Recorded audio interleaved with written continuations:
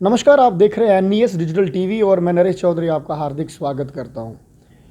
Jammu Kashmir traffic police की बात करें तो आए दिनों काफ़ी शिकायतें भी देखने को मिलती है और काफ़ी प्रशंसा भी देखने को मिलती है, पर सबसे बड़ी चीज़ देखने वाली ये है कि एनईएस डिजिटल टीवी ने कोशिश की है, जब भी कभी भी अगर ट्रैफिक पुलिस ने अच्छा काम किया है तो वो भी दिखाया है, अगर कहीं उन्होंने गलत किया है तो वो भी दिखाया है। पिछले बीते दिनों में हमने देखा ट्रैफिक पुलिस के कर्मचारी जो हैं वो एक रेस्क्यू का काम कर रहे थे जब उदयवाला स्कूल में बाढ़ आई थी।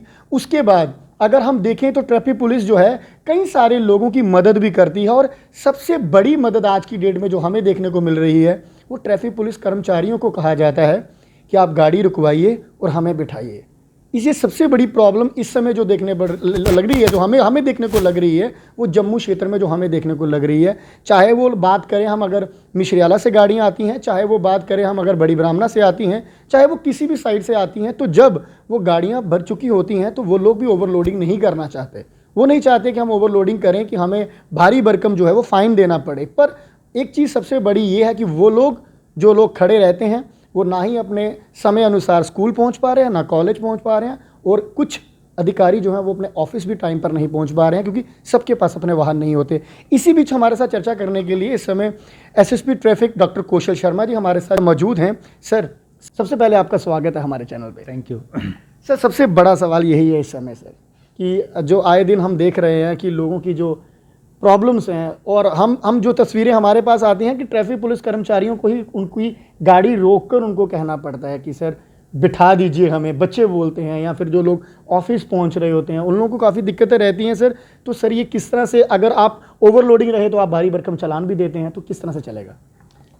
देखें, एक डिमांड एंड सप्लाई का एक कंसेप्ट रहता है।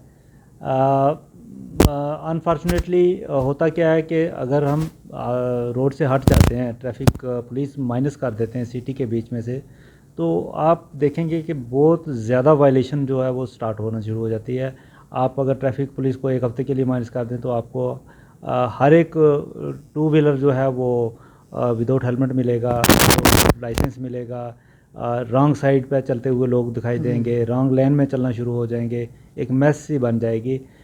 जब आप इन्फोर्समेंट करते हो तो इन्फोर्समेंट का मतलब है कि आपने जो नियम है उनका पालन करवाना है हर एक रोड यूज़र को, चाहे वो टू व्हीलर वाला है, चाहे वो मिनी बस वाला है, चाहे ऑटो वाला है, चाहे टेम्पो वाला है।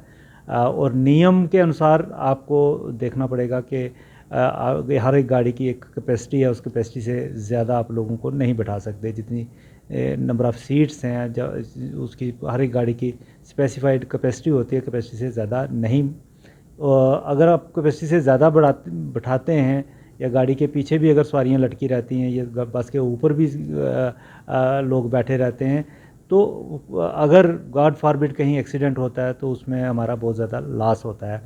तो हमारी कोशिश जो बेसिक ये रहती है कि नियम जो हैं उनका पालन किया जाए। जब हम नियम का पालन करवाते हैं तो उसका मतलब ये है कि ओवरलोडिंग आपने बंद करानी है।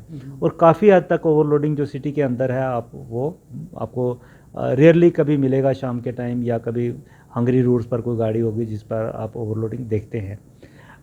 रीज़न क्या हो गया है कि गाड़ियों की एक लाइफ रहती है। जब आप उसकी लाइफ एक्सटेंड करना चाहें तो एक ईयर के बाद वो लाइफ एक्सटेंड नहीं होती। और काफ़ी सारी गाड़ियाँ मेटाडोर्स हैं या बसेस हैं जो रूरल एरिया से आती हैं, उनकी लाइफ कवर होने के कारण जब हम उनका फिटनेस देखते हैं तो क्योंकि उनका आगे लाइफ रिन्यू नहीं हुई तो वो गाड़ियाँ ऑफ रोड हो गई हैं। ऑफ रोड होने का मतलब है कि उनको ऑथराइज़ नहीं किया गया गाड़ियों को चलने के लिए, और जब वो गाड़ियाँ अनऑथराइज्ड वे से चलती हैं तो उनको सीज़ किया जाता है, या वो गाड़ियाँ बंद हो जाती हैं। और वो गाड़ियाँ बंद होने से अगर आप देखेंगे तो हर साल हर एक रोड पर एक या दो गाड़ी पॉपुलेशन के हिसाब से बढ़नी चाहिए, वो बढ़ नहीं रही, बल्कि दो दो तीन तीन गाड़ियाँ कम हो रही हैं। और काफ़ी सारे पेरिफेरल रोड्स हैं, जैसे अखनूर वाली साइड से, जैसे आप मिश्रीवाला की बात कर रहे हैं, ये आपका जो मथवार वाली साइड है, या इधर आप नीचे चले जाएं सतवारी से नीचे ग्रामीण क्षेत्र के ग्रामीण क्षेत्र से जो गाड़ियाँ आती थी वो उनको रिन्यूअल ना होने के कारण उनका नंबर काफ़ी कम हो गया है। तो उससे हमें कॉलेजेस से भी एक दो बार फ़ोन आए कि ड्राइवर्स उनको पिक नहीं करते हैं। लेकिन एक लिमिट है वहाँ तक, मान लेते हैं 2-4 सवारियाँ बस में खड़ी हुई हैं, 5 सवारियाँ खड़ी हुई हैं, तो वहाँ तक तो ठीक है। लेकिन बस के ऊपर बैठने की या बस के पीछे लपकने की वो इजाज़त ट्रैफिक पुलिस नहीं दे सकती। तो वो एक कारण है जिसके कारण रूट्स हमारे हंगरी हो गए हैं। और ये मैटर ट्रांसपोर्ट डिपार्टमेंट के साथ टेकअप भी किया गया है। और अभी जो मुझे बताया गया है कि इलेक्ट्रिक बसेस कुछ डिपार्टमेंट प्रोक्योर कर रहे हैं और उन बसेस की सर्विसेज इन्हीं रूट्स पर लगनी चाहिए, हम ये रिकमेंड करते हैं। और वो बसेस कुछ शायद प्रोक्योर हुई हैं, कुछ होनी है, तो हमने ये रिकमेंड किया है कि जो जो मेटाडोर्स जहाँ पर कम हो गई हैं, जैसे अखनूर वाला रूट हो गया आपका, या फ्लाई मंडाल वाला रूट हो गया, या इधर नगरोटा से आगे आरटीसी की बसेस भी तो लगाई जा सकती हैं, 2-3 बसेस सुबह के लिए ही चलिए, चाहे 2 राउंड के लिए। कोई भी हो। आरटीओ साहब को हमने ये बोला है कि जो जो बसेस माइनस हो रही हैं, आपके फ्लीट से कम हो रही हैं, उनका सब्स्टिट्यूट दिया जाए किसी भी तरह का। लेकिन मुझे ये बताया गया कि अभी इलेक्ट्रिक बसेस जो प्रोक्योर कर रहा है डिपार्टमेंट, और वो लग जाएंगी तब तक तो ठीक हो जाएगा। इन द मीन टाइम हम एक मिडल लाइन ही ड्रा करते हैं। हम ये भी नहीं, अगर बहुत ज़्यादा टाइट कर देते हैं तो उसमें बच्चों को दिक्कत होती है, ऑफिस आने वालों को दिक्कत होती है, क्योंकि हर एक बंदा अपनी पर्सनल गाड़ी अफोर्ड नहीं करता है। और हम ये भी चाहते हैं कि बच्चों की पढ़ाई ना सफ़र हो, but at the same time ये भी देखना पड़ेगा कि कोई गाड़ी एक्सीडेंट कर जाए, क्योंकि बैलेंस बिगड़ जाता है जब उस कैपेसिटी से ज़्यादा आप ओवरलोडिंग करेंगे। तो ये दोनों चीज़ें हमारे संज्ञान में हैं, हमारे ध्यान में हैं, और एक मिडिल पाथ लेके चल रहे हैं। और बीच बीच इन्फोर्समेंट भी कर रहे हैं, बीच बीच हम फ़ाइन भी करते हैं जब लगता है कि मतलब बहुत ज़्यादा ओवरलोडेड है, उसमें फ़ाइन भी करते हैं। सर, पिछले दिनों हमने देखा है कि हमारे ट्रैफिक पुलिस के कर्मचारी ऑन ड्यूटी शहीद हो गए एक गाड़ी से हिट होने की वजह से। और कहा जाता है कि वो गाड़ी भी जो है वो इस समय जो रोड के काम लगे हैं उसी में गाड़ी वो जो है वो चलती थी। तो चलिए, बीच में वो आते हैं और शहीद हो जाते हैं, और उसके बाद देखा गया कि उस गाड़ी के शायद दस्तावेज़ नहीं हैं। यहाँ तक हमें सुनने में मिला है कि उस गाड़ी के दस्तावेज भी जो है वो नहीं है। तो सर, इसके ऊपर आप आने वाले दिनों में क्या संज्ञान ले रहे हैं, जिस तरह से आपके डिपार्टमेंट का अपना कर्मचारी जो है वो शहीद हुआ है? देखें, जो हम डेली वायलेशन के चलान करते हैं, 600-700 या 800 चलान होता है, वो इन्हीं चीज़ों का होता है। किसी गाड़ी का दस्तावेज़ नहीं है, किसी गाड़ी का ड्यू था तो वो टाइमली रिन्यू नहीं हुआ, कोई गाड़ी का फिटनेस नहीं है, किसी गाड़ी के पास ड्राइविंग लाइसेंस नहीं है ड्राइवर के पास, किसी की आरसी जो है वो नहीं है उसके पास, या गाड़ी इंश्योर्ड नहीं है, या गाड़ी के पास पोल्यूशन अंडर कंट्रोल सर्टिफिकेट नहीं है। यही कुछ डॉक्यूमेंट्स होते हैं जो चेक करते हैं। अब प्रैक्टिकली हर एक गाड़ी को रोक के हर एक गाड़ी को चेक किया जाए वो भी पॉसिबल नहीं होता, लेकिन जो जो गाड़ी रोकते हैं, चेक करते हैं, उसमें देखा जाता है, जो नहीं होता उसको फ़ाइन करते हैं। और जैसे मैं बता रहा हूँ, 600-700 या 800 या कभी कभी 1000 चलान पर डे कर रहे हैं, तो वो इन्हीं लोगों के चलान होते हैं। अब इस गाड़ी में क्योंकि एफआईआर लग गई है, अब ज़्यादा डिटेल तो मेरे पास पता नहीं। हमें यही दुख है कि हमारा साथी था जो ऑन ड्यूटी था, और बेचारा उसकी जान चली गई, शहीद हो गया ड्यूटी करते करते, उसका हमें दुख है। बट अगर हम मोटे तौर पर देखें तो वो एक एक्सीडेंट था। कभी भी गाड़ी जो लापरवाही से चलाई जाए वो एक्सीडेंट कर देती है, और एक्सीडेंट से लॉस ऑफ लाइफ हो जाता है। अनफॉर्चुनेटली इसमें हमारा कर्मी था और उसका दुख ज़्यादा है।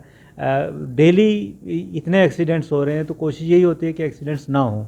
बाकी उसके गाड़ी के डॉक्यूमेंट्स वो, क्योंकि एफआईआर लगी है तो एफआईआर में डिटेल इन्वेस्टिगेशन हो जाएगी, और उसको अकॉर्डिंगली जो भी लीगल एक्शन है उसके अगेंस्ट वो चलान जो पुलिस स्टेशन से कोर्ट में जाएगा, उसमें उसका ब्यौरा होगा, और उसमें उसके मुताबिक उसको फ़ाइन या पेनल्टी जो भी है वो होगी। सर, एक्सीडेंट्स की अगर बात करें तो पर डे में अगर हम देखते हैं कितने ज़्यादा एक्सीडेंट होते हैं, उसमें से ज़्यादातर 2 व्हीलर्स जो है वो एक्सीडेंट होते हैं, और 2 व्हीलर्स पे भी वो यंग यूथ होते हैं जो हेलमेट जो है वो कम वेयर करते हैं।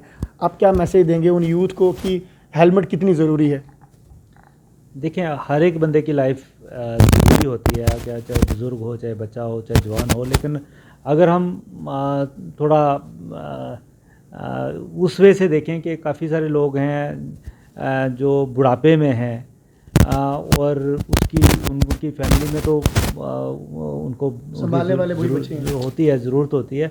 लेकिन किसी फैमिली में अगर बच्चा चला जाता है जिस पर फैमिली का आने वाले दिनों में पूरा दारोमदार होना है, वो बुज़ुर्ग बेचारे जिनको कोई अटेंड करने वाला नहीं होगा, या बच्चा जो जिस फैमिली में चला जाता है, यंग चला जाता है, तो वो फैमिली एक बहुत बड़ी सेटबैक से गुज़रती है।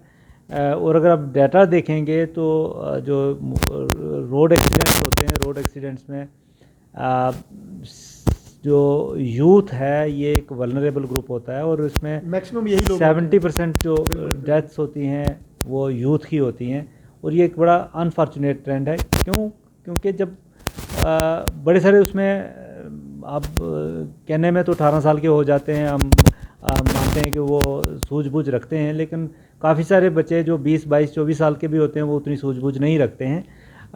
और जब वो ड्राइविंग करते हैं, वो ड्राइविंग कोई बुज़ुर्ग है या कोई 40 साल का बंदा है, वो ड्राइविंग इसलिए करेगा क्योंकि वो गाड़ी को एक मीन ऑफ ट्रांसपोर्ट यूज़ करेगा, मीन ऑफ कम्युनिकेशन, एक जगह से दूसरी जगह जाने के लिए करेगा।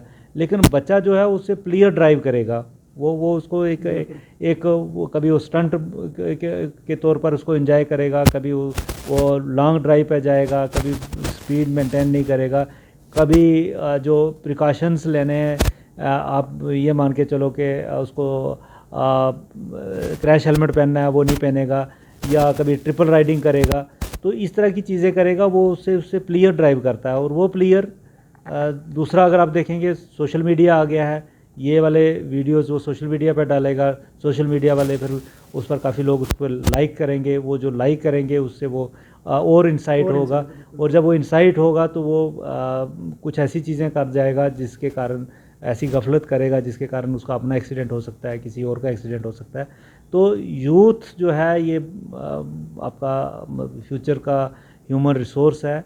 पेरेंट्स को बच्चों को अगर उनको स्टंटबाजी करनी है या कुछ ऐसी चीज़ें करनी है, तो उनको ये बोलिए कि आप नीट का एग्ज़ाम क्वालिफाई करें, आप जेई का एग्ज़ाम क्वालिफाई करें, आप कॉम्पिटिटिव एग्ज़ाम KS IAS या उस तरह के एग्ज़ाम्स क्वालिफाई करें, ना कि रोड पे जाके इस तरह की हरकत करें जिससे आपकी लाइफ ही चली जाए और पूरा फैमिली को फॉरएवर के लिए एक सदमा लग जाए। सर अंत में एक सवाल रहेगा, जब से SSP traffic doctor Kaushik Sharma ji आए हैं, लोग इतनी प्रशंसा क्यों करते हैं? ये बड़ा इंटरेस्टिंग सवाल रहेगा मेरा आपके लिए। नहीं, ऐसा कुछ नहीं, लोग प्रशंसा नहीं करते। बेसिकली एक सिस्टम होता है, सिस्टम को चलाने की कोशिश करते हैं। और मेरी ज़ाती तौर पर जो मतलब मैं जो चाहता हूँ कि एक ट्रांसपेरेंट तरीके से ये ट्रैफिक का जो हमारा डिपार्टमेंट है वो चले, और मेरी कोशिश है कि हर एक कांस्टेबल है या ऑफिसर है, ट्रैफिक का मेरा कोलीग है, और वो कर भी रहे हैं। एक तो मेहनत से काम करें, ट्रांसपेरेंसी से काम करें, ईमानदारी से काम करें, और एज ए सर्विस काम करें। क्योंकि मुझे अच्छा लगेगा कि अगर मेरे 1 साल यहाँ या 1.25 साल होने से, या और 2-4 महीने जितनी भी टेन्योर है, उस टेन्योर में अगर हम कुछ लाइव्स जो सड़कों पर ज़ाया होती हैं वो ना हों, उनको बचा पाएँ, यही हमारा एक कंट्रीब्यूशन रहेगा और ये एक सेटिस्फेक्शन रहेगी। बहुत बहुत शुक्रिया सर हमसे बात करें। Thank you. देखिए सर ने बातों ही बातों में कह दिया कि अगर मेरी अपनी कुर्सी अगर चल रही है तो मैं बिल्कुल सही तरीके से चलाने की कोशिश करूं, शायद इसीलिए लोग जो है वो प्रशंसा करते हैं। और मैं आपको इतनी बात कहना चाहता हूं कि आप लोग भी अपनी जो गाड़ी चला रहे हैं वो बिल्कुल सही तरीके से चलाएं, जिससे आपको कोई नुकसान ना हो। और अक्सर हम लोग देखते हैं कि ट्रैफिक पुलिस रोकती है आपको, आपके चालान करती हैं, तो सबसे बड़ी चीज़ देखने वाली ये है, चालान आपके तभी होते हैं जब आपके पास दस्तावेज़ नहीं होंगे, आपके पास लाइसेंस नहीं होगा, आपकी गाड़ी की इंश्योरेंस नहीं होगी, आपका हेलमेट नहीं वेयर किया होगा। तो वो किसके लिए? वो हमारे लिए। कभी भी ट्रैफिक पुलिस जो है वो अपने लिए नहीं सोचती, हम लोगों के लिए सोचती है। बाकी समझने की बात है, आप चाहे कमेंट बॉक्स में कुछ भी लिखें, उससे फ़र्क नहीं पड़ता, पर फ़र्क ये पड़ता है कि आपकी ज़िंदगी जो है वो कितनी ज़रूरी है। बने रहें आप हमारे साथ नई खबर के लिए, देखते रहें NES डिजिटल TV। जय हिंद, जय भारत, जय जम्मू।